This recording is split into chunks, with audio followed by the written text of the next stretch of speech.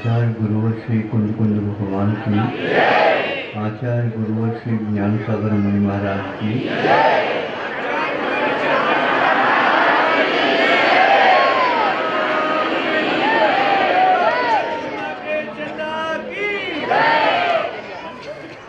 धर्म को हम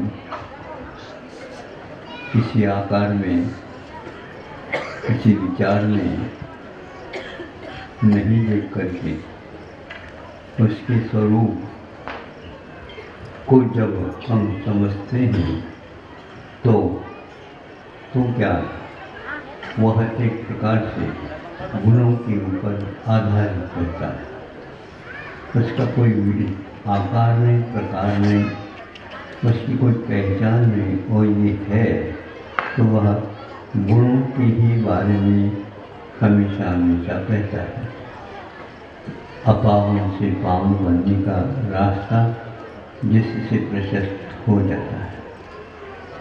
और ऐसा धर्म जब हम लोगों के सामने आता है तो हम अपने नाम, अपने धाम, अपने जो कुछ भी और हैं व्यवहार में, जिसके माध्यम से हम दूसरे की पहचान और स्वयं की भी पहचान देते रहते हैं। अहिंसा धर्म एक व्यापक धर्म है। अहिंसा में जैसे हाथी के पैरों तले सब समाहित हो जाते हैं, ऐसा ही यहाँ एक धर्म है जो जीव मात्र के लिए अपना काम योगदान देता है। कई लोगों की धारणा हो सकती है जैन धर्म एक प्रकार से संकीर्णता के साथ जीता है। संभव है जैन धर्म को मानने वाले कुछ संकीर्ण दिखने में आ गए हो, लेकिन धर्म संकीर्ण नहीं है, किंतु वह प्रत्येक प्राणी के भीतर अपना स्वभाव दिखाता है, महसूस कराता है। कीट पतंगों से लेकर के हम बहुत बड़े बड़े व्यक्तित्व के बारे में भी सोच सकते हैं, किंतु स्वभाव और गुणों की अपेक्षा से हम उसमें समग्रता का बोध कर लेते हैं।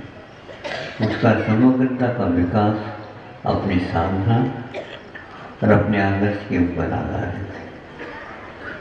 ये अखंड आज तक अनादि अनिधन सनातन रूप से अहिंसा धर्म आया है। जहाँ अहिंसा है वहाँ पर सब कुछ आ जाता है। जहाँ पर अहिंसा की अनुपस्थिति है वहाँ पर संसार में केवल हिंसा ही देखने को उपलब्ध होगी। यह अवश्य है कि अहिंसा को हम निषेधात्मक शब्द के माध्यम से जान रहे हैं, लेकिन इसका निषेध जो हमारे लिए अभिशाप का काम करता है, ऐसे हिंसा का यदि निषेध है तो अहिंसा है। राग का यदि निषेध है तो विराग है। असत्य का यदि अभाव है तो सत्य के ऊपर आधारित हो जाता है। ये सारे गुणवाचक शब्द गुण की ओर हम लोगों को ले जाते हैं। जैसे जैसे हम गुणों को गौण करते हैं वैसे वैसे हमारी पहचान भी समाप्त लुप्त हो जाती है और विकास के क्रम स्थान पर हमारा पतन होना और प्रारंभ हो जाता है। आज तक इस जीव का जो वर्तमान में है उनका विकास नहीं होने का मात्र एक ही कारण है, हम गुणों की उपेक्षा करते हैं। इस शताब्दी में भी कुछ ऐसा ही देश का हम देख रहे हैं स्वरूप, जो गुणों का मूल्यांकन न हो करके वह गतानुगतिक जा रहा है। गतानुगतिक का अर्थ होता है कोई आगे जो बढ़ रहा है उसके पीछे लग जाना, किंतु पीछे लगना कोई बुरा नहीं माना जाता है, किंतु पीछे उन आदर्श के पीछे हम रहें जिन आदर्शों से हम बहुत कुछ पा सकते हैं, पूरा पा सकते हैं। ऐसी परंपरा अहिंसा की है, उसको आप लोग देखना है। अभी आप लोगों के सामने एकाध घंटे से कार्यक्रम हुआ, उन सबका आधार भी एकमात्र वही दया, अहिंसा विद्यमान है। हिंसा का अभाव कैसा हो, तो आपके लिए जहाँ कहीं भी भगवान बिंदु का स्थापन होता है, उसकी वेदी के नीचे एक हमें प्रतीक मिलता है। प्राय करके उसको हम देखते हैं तो अपने आप गर्दन झुक जाती है। वो ये है, एक तरफ गाय है और एक तरफ सिंह है। गाय के स्तन को पान कर रहा है सिंह का बेटा, और सिंह के स्तन का पान कर रहा है बछड़ा।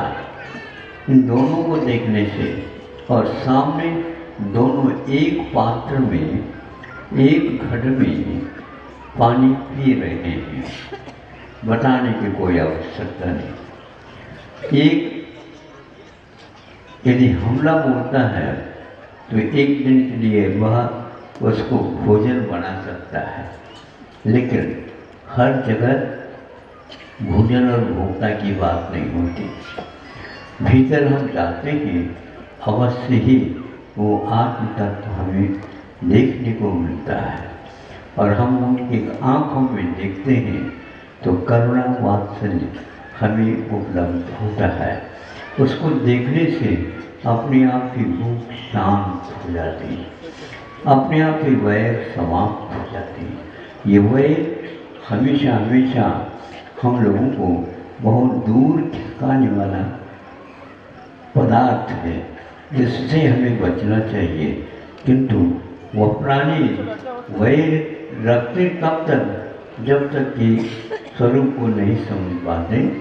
ऐसे समूह शरण में या सर्प, नौला और गाय, बछड़े आदि एक साथ, और पशु पक्षी आदि सब बैठ जाते हैं, क्योंकि इसलिए बैठ जाते हैं कि वह वैर अपने आप ही शांत हो जाता है। आप लोग बहुत दूर से आए हैं, जहाँ कहीं भी रहते हैं वहाँ पर वैर के कारण नहीं रहते, किंतु मित्रता के कारण रहते हैं। ये मित्रता व्यापक हो जाए, धरती पर वैर अपने आप ही शांत हो जाए। इसी को बताने के लिए यह एक प्रकार से प्रभु जिन्हें बोलते हैं या आदर्श महापुरुष बोलते हैं, उनकी हम उपासना करते हैं। उनकी कोई और नई पहचान नहीं है, किंतु प्राणी मात्र के प्रति उनका एकमात्र धर्म, वात्सल्य और करुणा देखने को उपलब्ध होता है। हम भी ऐसे आदर्श तत्व को अपने जीवन में स्थान दे करके उनकी उस प्रतीकात्मक, जो व्यंग्यात्मक, उसकी उपासना करें। जब साक्षात मिलेंगे तब तो उनमें हम मिल जाएंगे, अथवा यूँ कह दो उनके हम हो जाएंगे। उनका हो जाना हम अपने आप के अस्तित्व को अनंत काल के लिए कायम रखना होता है। किसी से मिलने से अपना अस्तित्व मिटता नहीं, किंतु सुरक्षित हो जाता है। हम उस प्रकार के आदर्श के चरणों में सुरक्षित होने के लिए उनकी पहचान हम समझें।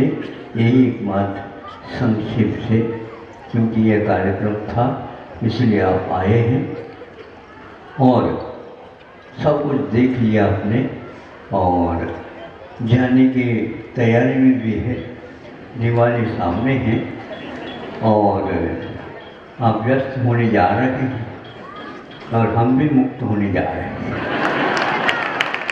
15 दिन रह गए हैं, विस्थापन प्रतिक्रमण हो जाएगा और आगे और क्या कहें, जहाँ भी रहें आप वहाँ अवश्य ही इन स्मरणों को अपने दिमाग में, हृदय में अवश्य रखें, और उनमें जो अच्छाई है उनको स्थायी रूप दे, और जिनमें अच्छाई नहीं है उनको वैसे ही आप छोड़ सकते हैं, और इसकी याद करने की कोई आवश्यकता नहीं। यही संक्षेप से आपके लिए कहना था, और यह अवश्य ही ध्यान रखेंगे।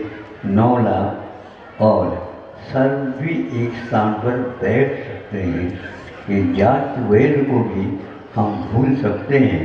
चिरकालीन वैर हम एक दूसरे के साथ जो रखते हैं उसको समाप्त करने के लिए ही ये मांगलिक आयोजन होते हैं। अहिंसा और हाँ, कला का अर्थ यही है कि ऐसी जो कलाएं हैं, जिन कलाओं में एक प्रकार से कलाकार तो काम करते हैं, लेकिन ये ध्यान रखना कि मोम की भांति पत्थर को बना करके उसमें सजीव अहिंसा को और रूप ला करके रख देना, और अपने आप ही तामसी स्वभाव वाला भी उसके सामने नतमस्तक हो जाए और अहिंसा को पहचान कर ले। ये ऐसी कलाएं यहाँ पर बिखरी हुई हैं। उन्हीं में से यहाँ के समाज ने जो 4-5 जिला हैं, आदिवासी तो नहीं कहेंगे, आदिनाथ भगवान के उपासक के रूप में हम इसको स्वीकार करते हैं, और यह एक प्रकार से बहुत प्राचीन काल से यहाँ पर ये सब आ रहा है। उसको जीवित रख कर के इनकी उपासना करने में लगे हैं। उनमें एक नया और यहाँ पर स्थापित होने जा रहा है, जिसकी नींव आज आपके सामने रखी गई है। उसको अब ऐसा कर्तव्य होता है, जिस प्रकार आप लोगों ने संकल्प लिए हैं, उन संकल्पों को समय के अनुबंध के साथ ओम नमः सिद्धेभ्यः, ओम नमः सिद्धेभ्यः। अहिंसा परमो धर्म की आचार्य गुरुवर से कुंद भगवान की, आचार्य गुरुवर से ज्ञान सागर मुनि महाराज की,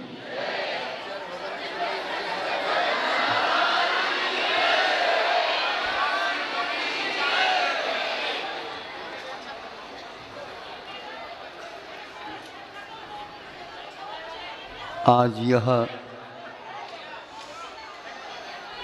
उपकरण दान के विषय में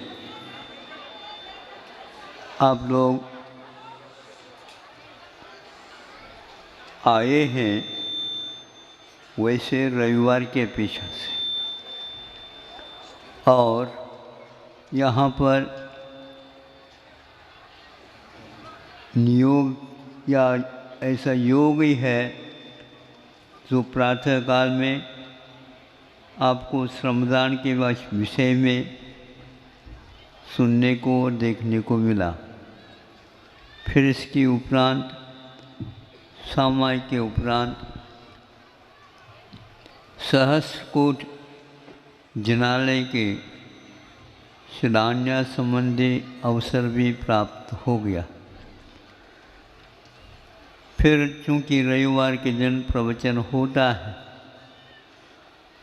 किंतु बीच में एक और तो 1 वर्ष में एक ही बार लगभग प्राप्त होता है, वह भी प्राप्त हो गया।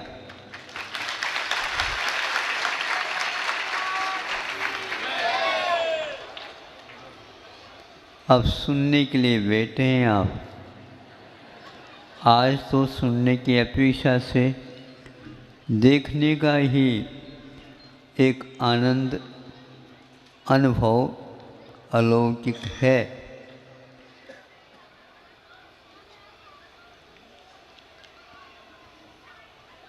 जितने महाराज हैं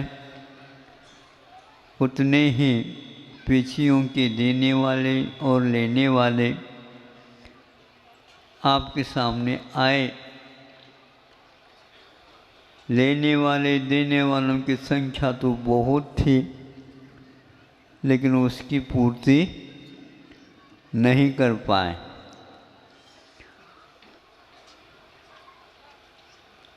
भावना के अनुसार ये कार्य तो होता ही है, लेकिन फिर भी इसकी दुर्लभता नितांत है। अब आप लोग देख करके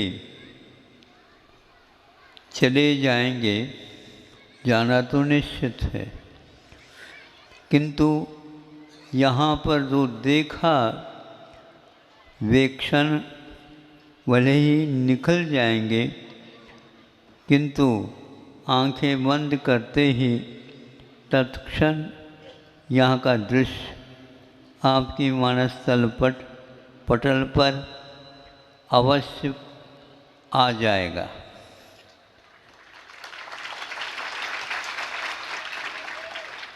असंयम मार्गना अनंत होती है। आज तक यह संसार असंयम से भरा हुआ